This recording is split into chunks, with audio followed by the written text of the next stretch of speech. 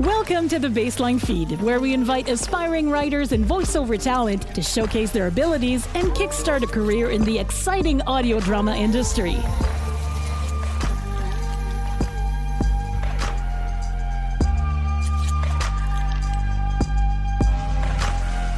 Welcome to the Baseline Feed podcast, and I'm your host, Tanner Wood. Before we get to our episode, I'd like to do two things. We established this podcast to serve as a baseline for aspiring authors and voice talent, hence the name Baseline Feed. If you are interested in trying your hand at either, we would love to work with you. Please send an email to baselinefeedpod@gmail.com with a story and/or a voice demo. Don't forget you can also check out our website at baselinefeed.com. There you can see all of our episodes and even chat with us directly. We have received such overwhelming support for this project, and we cannot thank you, the listener, enough. If you enjoy what we're doing here, please feel free to leave us a review and a rating, along with hitting that follow button. I would also like to highlight our voice actors and writer. Every story comes from somewhere. And today we're bringing you a story submitted to us by Harley Easton. Not only did she write this story for us, she is featured as the voice for the main character, Lori. She is joined by C.M. Peters, J. Phillip Morris, and Katey Tattrie.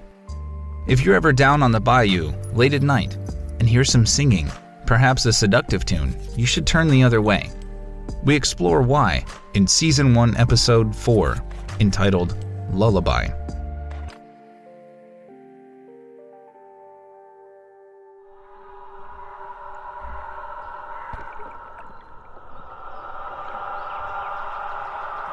The screams echoed around me, making me remember what my mother had always warned me.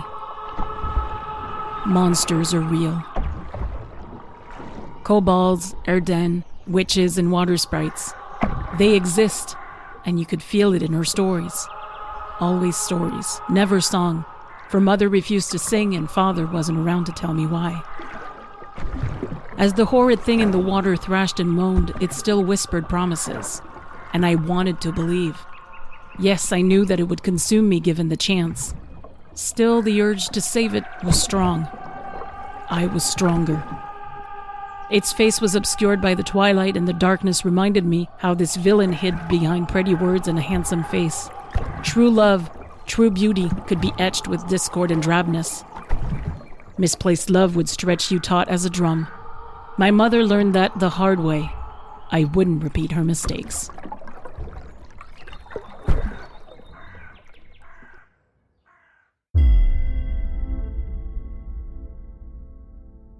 My mother was a formidable woman with firm opinions and an argumentative nature. All men seemed to want her. It was easy to see why. Her fair skin and hair could have made her angelic, but once you noticed the anger in her eyes, you could tell she was more wrathful specter than an ethereal being. It was her unrelenting love of music that melted her hardness. There was a painful beauty in her voice as she sang the tunes of her homeland. I too was ugly on the outside, and I ached to have that beauty flow within me. Until I was older, I never understood why we moved so often. All I knew was that children in all towns needed me to know that the red stain across my eye made me unwanted, unwantable. In my youngest years, it was just taunting. As I grew older, they threw rocks or blamed me for things gone wrong. It grew worse from there. Mother soothed my tears with folktales, sometimes in English, but more often in her native German. She knew my favorites. They were her favorites too. Tales of the Erkling's daughter and my namesake, the Loreley. These women were fierce beauties with entrancing music and the will to murder those who wronged them. I was an ugly little girl who was often silent, hiding from those who made my daily life hellish. So despite the lurid subject, Mother's crooning comforted me. Once, after dreaming of singing with ghostly women in the icy waters of German cliffsides, I'd asked my mother if anyone escaped the sirens. Sweet girl, the song only pearls the deserving. She looked into my eyes with an all-too-knowing gaze. I didn't know then that she was speaking about my father. Mein Liebling, you have the gift, Mother said to me the day we left for New Orleans. As usual, the move wasn't planned but necessary. For the first time, I understood why. In other towns, we had fled from men who couldn't leave my mother alone. Before, bosses and boyfriends alike would prowl around our house, But in Grafton, I was the one who had unwanted attention.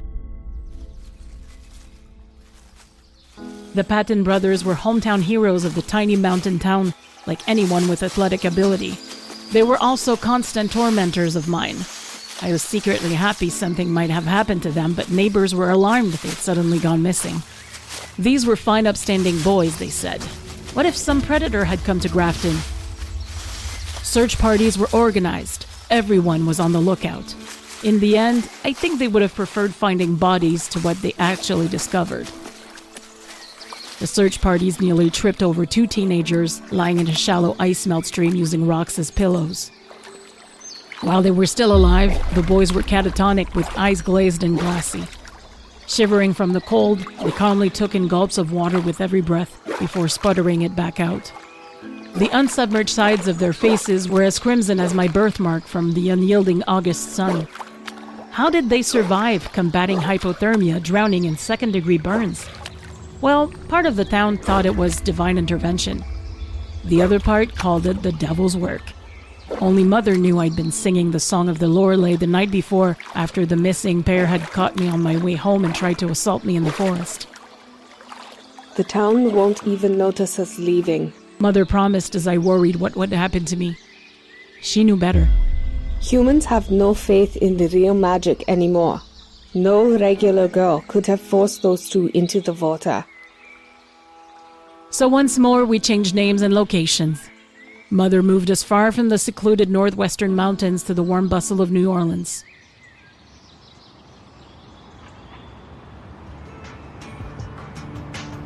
I loved the hum of life in the city, and Mother's magic stood toe-to-toe with the fortune tellers and gree-gree shops.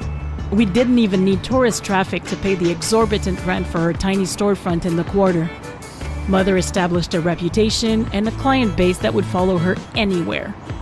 It was there in the city that she began teaching me to sing. Even for someone born with the gift, it was not easy to control siren songs. Months could be spent on a song or spell before I was allowed to test it. It is not only melody and tempo, Lori. Every note, pause, and rhythm need intent. Too little, and you do nothing. Too much. We'd seen the crippling results of my poorly executed song in Grafton. Any interruption or misplaced note had the potential to cause chaos. The slightest variation in a tune could break a bone when you sought to ease arthritis. Humming could help you hide in a crowd, but singing the same melody aloud would make people avoid you for a week. The delicacy of the music and its sheer unpredictability was why I didn't ask Mother to teach me the luring songs sirens were famous for. One day, you will need them. She promised me, and I believed her. Since then, I have often wished her foresight was a little less accurate. Randy swept into my life on a lazy Sunday afternoon. I'd split my focus between ordering some supplies and casually watching a girl who was hovering a little too long by the tarot cards. Alone at the till, I hummed the tune Mother had taught me to prevent shoplifting. You a musician? He was a shaggy-haired, goatee stranger in the lilting, obviously not local, from his accent.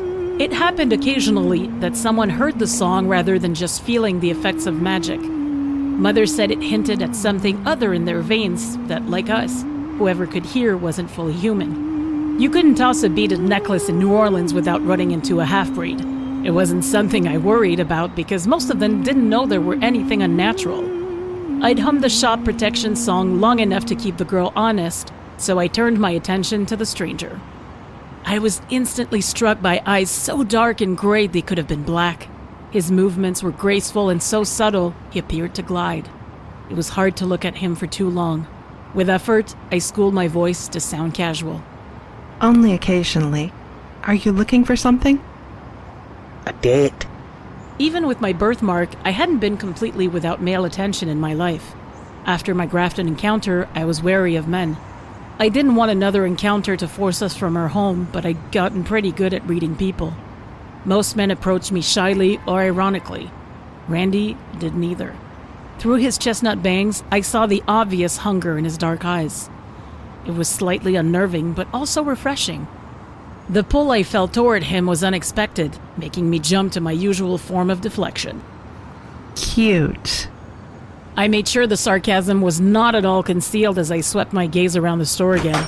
The girl had been magicked out of her purpose by my song and was exiting the shop with a dazed expression.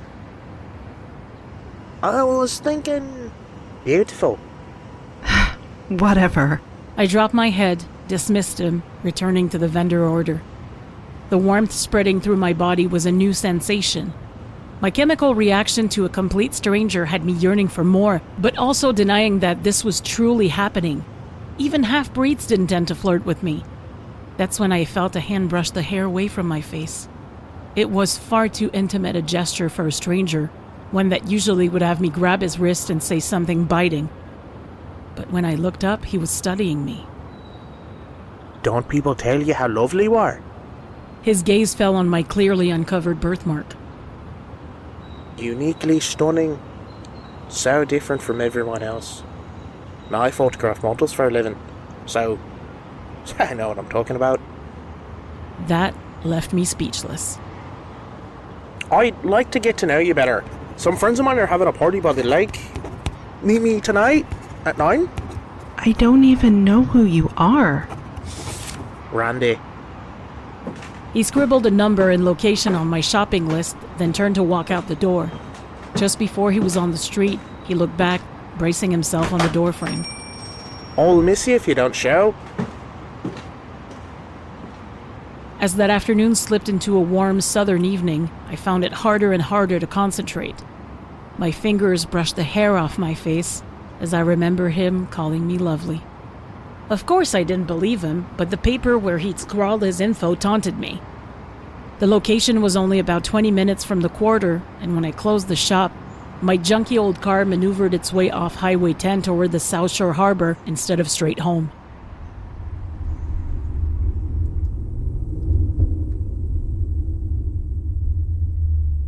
It's just for a look around. I promised myself as I pulled into the parking lot. I didn't even get out of the car. Just imagine what it might be like to go on a date.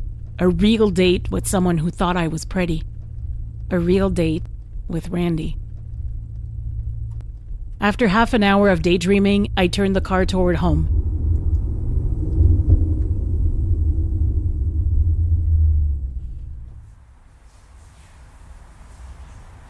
Mother was already asleep when I got back, so I ate a solo dinner.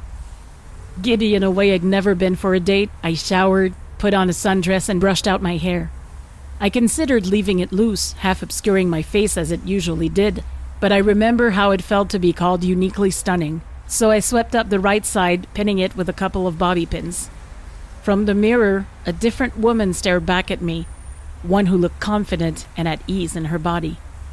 I hummed a short tune to make the perception a reality. Feeling beautiful for the first time I could remember, I rushed back to the lake.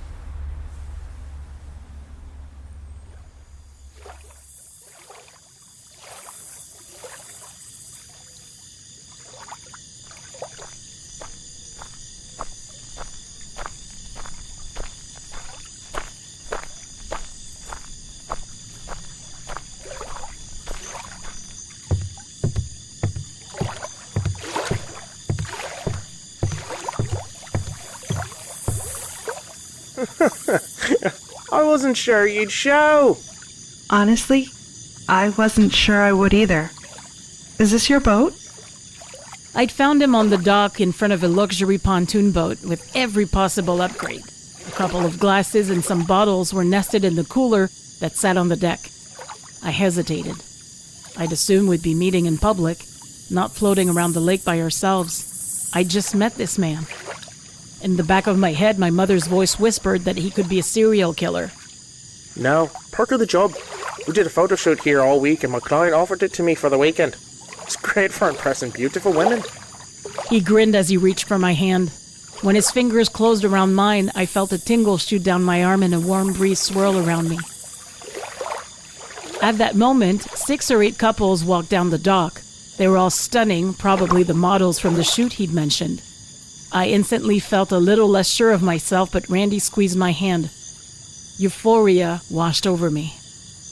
3 of the couples stopped at a boat a few slips before us as the other couples continued walking. One of the girls offered me a smile and a wave. Are we just sitting on the deck all night? Or are you actually going to launch that thing? Aye, Max is already on the water. From a few boats away, I heard a cheer when Randy started the engine. Party! We take the pontoons out, tie off, and float together. He explained, seeing my confused expression. Wine, dancing, hopping from boat to boat.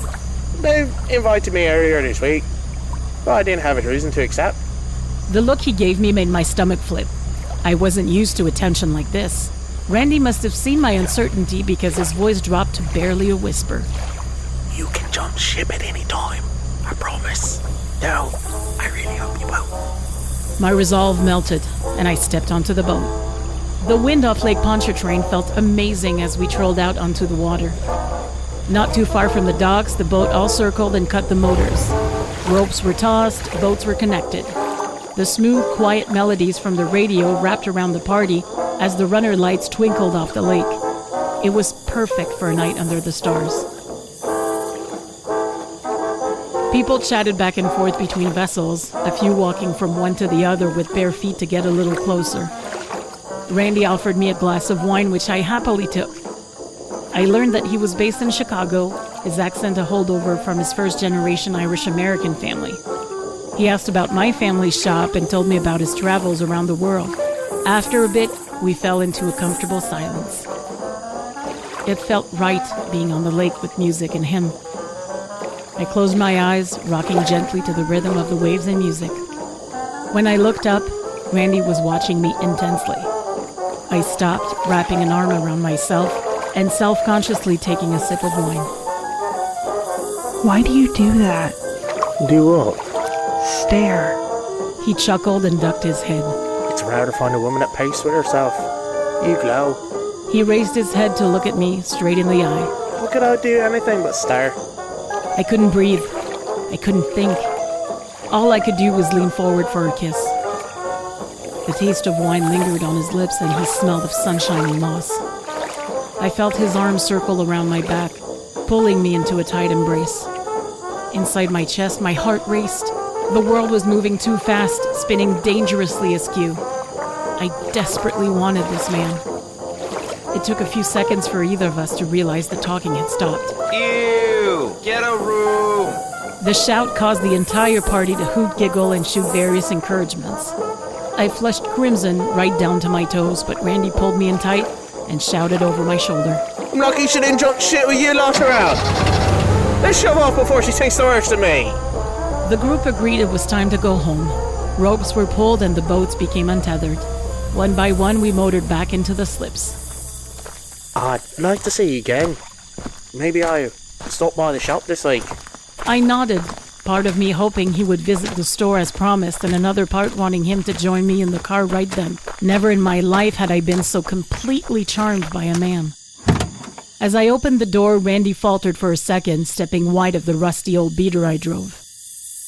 Thank you for a wonderful night. I expected him to lean in and kiss me as he had on the boat, but I was disappointed. Instead, he grabbed my free hand, brushed it with his lips, and began to walk away until my fingers slipped from his. I'll see you soon, Laurie.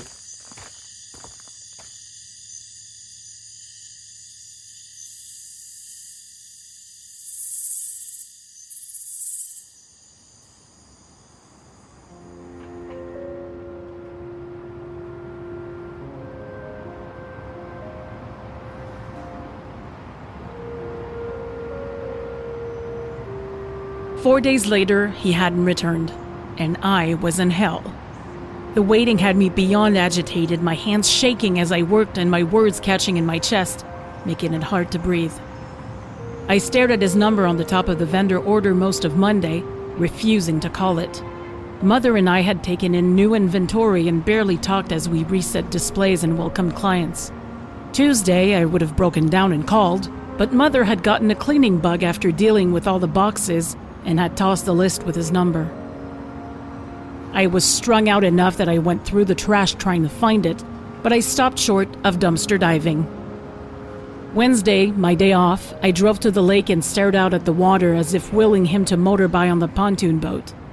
Mother had eyed me funny at breakfast when I barely picked at my bagel, but she hadn't said anything. I wouldn't have known what to tell her. By Thursday, my eyes were glazed from lack of sleep and I wasn't eating regularly. The shaking had transferred from just my hands to my entire body. Around 2 o'clock, Mother emerged from the back room and narrowed her eyes. Ainclin, you are not well. She had a knack for cutting straight through to the point. I'm not. I feel like I'm going crazy. I put my elbows on the counter and dropped my head into my hands. It's ridiculous. She pulled over a chair and sat down. I will decide what is ridiculous or not. Tell me. There's this guy. I began and found myself relaying the entire story. It was only after I'd finished that I noticed the intense concentration on her face. He would not come near the car. Of all the things I told her, it seemed an odd detail to pick out. Confused, I nodded. I'd never seen my mother move so fast. She shot out of her chair and snatched up a piece of my hair. She inhaled deeply. Moss! Did you sleep with him? What? Her question temporarily knocked me from my malaise. Mother had never questioned my relationships, and now she was yelling about my sex life in the middle of the store? She slammed the door shut and flipped the sign to closed, even though it was the middle of the afternoon. She stalked back to look me in the eyes. Tell me the truth, Lorelei.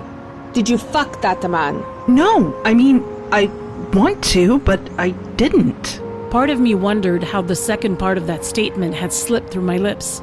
I mean... Her relief showed as she sagged back down to the chair. There is hope. I should have noticed the moss sooner, Ainclin. I am sorry. He is powerful. A chill shot straight down my spine.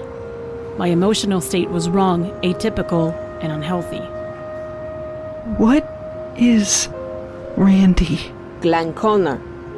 She spat the word out like a curse and followed it up with another glob of saliva on the floor.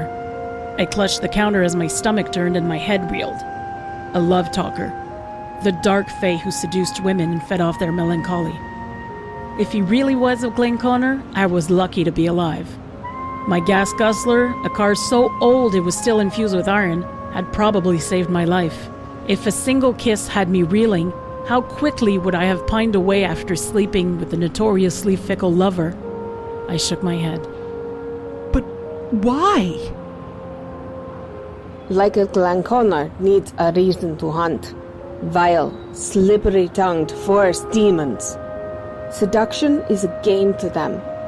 If they find a strong beauty, one who does not instantly comply, but that they can make suffer, their powers multiply. Mother came around the counter and took my chin in her hand. Of course, he chose you, their shots, but he sensed your glow. Her hand fell on the counter as her voice dropped dangerously low. He feasts on your thoughts. That one will return for his prize, happy to watch you wither. Something snapped inside of me and I felt the Glenn Connor spell fade to nothing. I no longer wanted Randy. I detested him. I could not be the only one he had done this to, but I would be the last. Teach me the lullaby.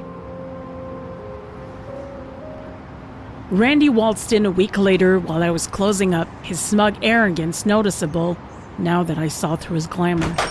Still, I flashed a smile in his direction as I picked through the daily paperwork.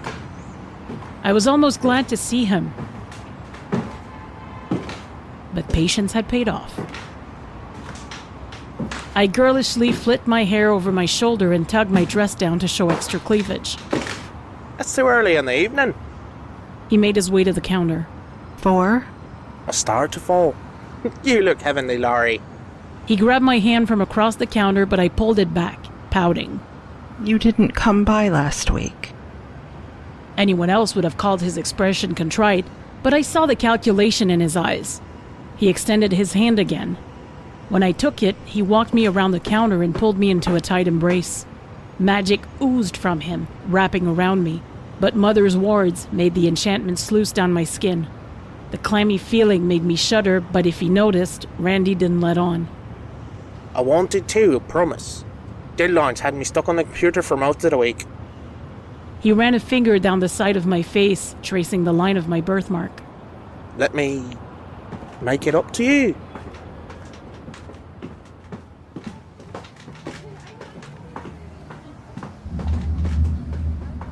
I made a show of rushing through closing before he escorted me out of the store and through the quarter over to the parking lot.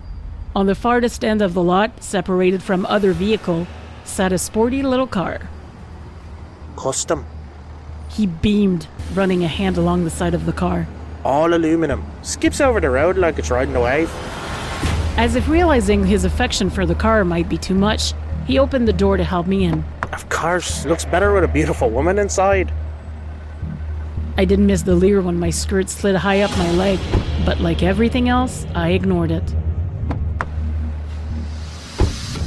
Square root or Restaurant August? He tried to impress with the most exclusive restaurants in town. If he knew what I knew, that only suffering made him salivate, he might have been a little more cautious. I was thinking something a little cozier. I laid my hand on his thigh then, just for good measure, and bit my bottom lip. Dinner at my place? You could drive me back to my car in the morning. The triumph on his face was revolting. It took an effort to give him directions without retching in the car. As the vehicle peeled out of the parking lot, I hummed a carefully crafted melody, one that soothed anxious thoughts but muddled sense of direction. We were going much closer to the marshlands than anyone with fey blood would like. I had him take the Chef Menteur highway out to the Rigolet. A single bead of sweat on his forehead was the only indication that Randy might lose his cool, but he didn't have a choice. My quiet humming flowed with the purring of his car's engine, directing his movements. About halfway to where the 47 crossed the canal, I ran my hand up his leg. We should stop at the island marina. I enjoyed boating with you so much that I started looking for one of my own. I found this for a song. It wasn't a lie. The owner had given the boat to Mother for a very convincing tune she promised to teach me when this business was done. Of course I'd want to return his boat when this was all over. It's late. He's probably not there. Oh, please. My other hand pressed against his chest and I mentally gagged at the contact. Let's take it for a test drive. I laced enough innuendo in my voice that Randy couldn't have missed it. Just to make sure, I added a strong hint of lust to the tune just as Mother had taught me.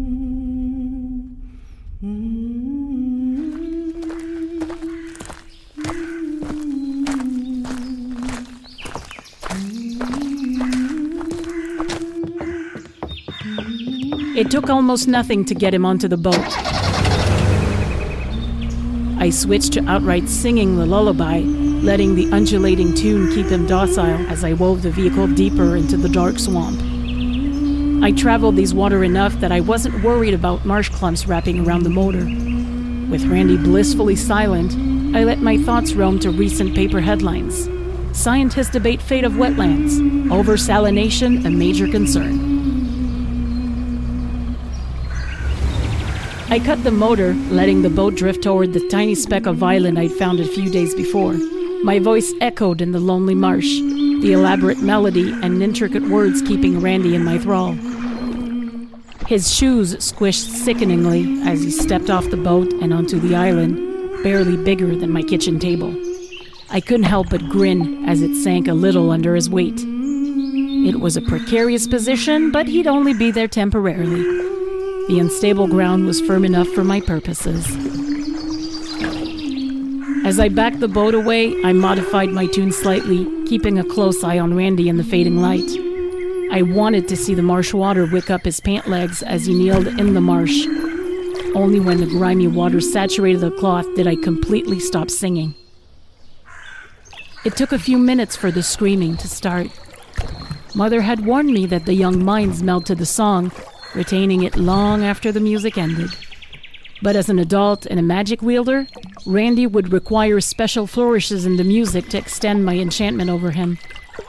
I didn't bother using any. I wanted him to fully comprehend his situation. The shriek he issued as the salt stung his half-face skin was deeply satisfying. What's wrong? I feigned surprise and confusion when his pain cries became curses. Oh, fairies don't like salt, do they? Any old tale will tell you that the salt negates magic that is wired into the cell and sinew of every fae. Being half human, Randy's body wouldn't dissolve completely in the water, but with how much he'd recently fed his half-fae at my expense, every drop of water would burn like acid. It was becoming too dark to see his face, but I could hear the labored breathing that wouldn't let him form one slick sentence. I'd made sure he'd be in agony by bringing him deep into the salt marsh. Unlucky for you that we know your kind, Glenn Connor. You should have thought twice before trying to lure a siren. So, that's what you are. It impressed me that he was able to say anything, not that he'd had that opportunity for long. As the music flowed through me, I kept a tight rein on my emotions. There was no room for error. The minor keys snapped his fingers, popping them out of place one joint at a time. A staccato passage crushed his ankles. I kept my voice mezzo piano so he wouldn't plug his ears or run before the pain immobilized him. His screeching stopped as the music brought him under my will, erasing his self-preservation. There were small splashes as he settled down into the bog, and a gurgling as Randy took a deep breath out of the briny water. It rushed into his lungs. I knew it wouldn't drown him. Instead, the salt would liquefy his organs from the inside and steal his fae essence. In the end, I was merciful. Despite my hatred of the Glenconner, I knew the lore was part of him, just as the music was part of me. As the alligator approached, I wove my melody into a quiet round, shutting off Randy's nerve sensors so his mind couldn't register the pain. I too was magical, but not monstrous.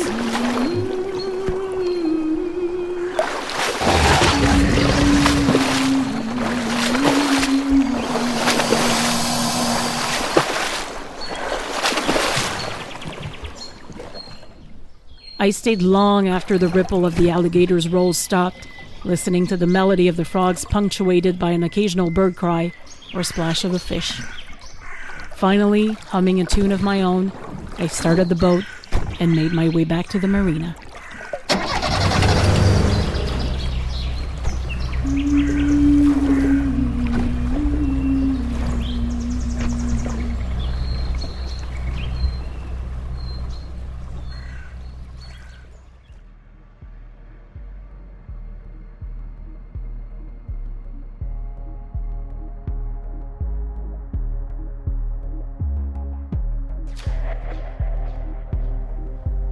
That's a haunting melody, one we're sure will stay with you. Best to keep some earplugs on you so you weren't on the receiving end of a siren's lullaby. We close by giving credit where credit is due and highlighting our authors and voice talent. Lullaby was written and submitted by Harley Easton. Lullaby features narration by C.M. Peters. Harley Easton as Lori, J. Phillip Morris as Randy, and Katey Tattrie as the mother. Sound design was by Tanner Wood. Episode artwork and music arrangements by C.M. Peters. We would also like to take a moment to introduce our newest members of our production team. Julia Wood is managing our social media presence, and Evan Jaffe is one of our internal writers. We would also like to welcome Katey Tattrie as one of our advisors. We also now have a Patreon site. We would like to express our eternal love and gratitude to our patrons, such as Ronan Kumori. You guys make it possible to bring you more content and our authors and voice talents more exposure. If you would also appreciate our eternal love and gratitude along with our other goodies, check us out on Patreon. You can find the link to it on our website at baselinefeed.com. Once again, we'd like to offer the opportunity to submit a story to us. It must be fiction, preferably around 2,500 words. Almost any genre is welcome. More details are on our Twitter, and you can submit your stories to baselinefeedpod@gmail.com. or reach out to us there about being part of our voice talent. We hope to see you in 2 weeks.